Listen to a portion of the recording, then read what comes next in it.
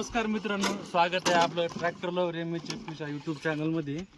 तर आज आपण आपल्या शेतामध्ये चिया या पिकाची स्वराज 724 एकदम या ट्रॅक्टरने करत आहे.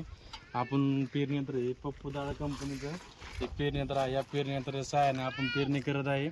तर चिया या जे बिया आहे तर ते कंपनीचे जे सर आलेले आहेत ते सर आलेले आहे. त्या सरसोबत आपण थोडीफार माहिती घेऊ. चला तर आपण त्यासोबत बोलू. नमस्कार सर. नमस्कार सर, आपण एक कोणतं पीक घेऊन आले शेतकऱ्याकरता? हे पीक चिया सीड्स आहे बघा.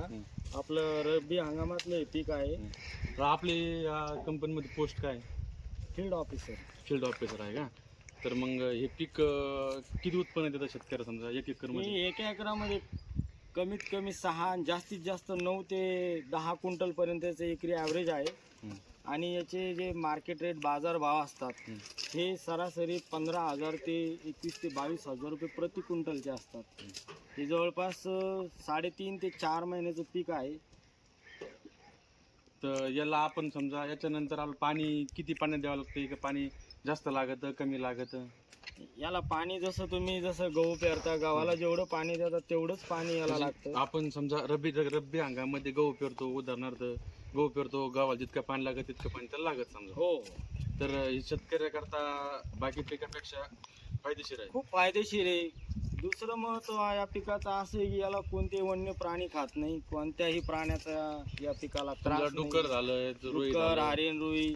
आजकाल शेतकऱ्यांचे म्हणजे खूप परेशानी आहे वन्य प्राण्यापासून जे पिकांचा नासाडा होतो. तर याला कोणतेही वन्य प्राणी खात नाही, कारण की याच्या जो पानाचा वास असतो हे उग्र प्रकारे येतो, त्यामुळे याला वन्य प्राणी खात नाही.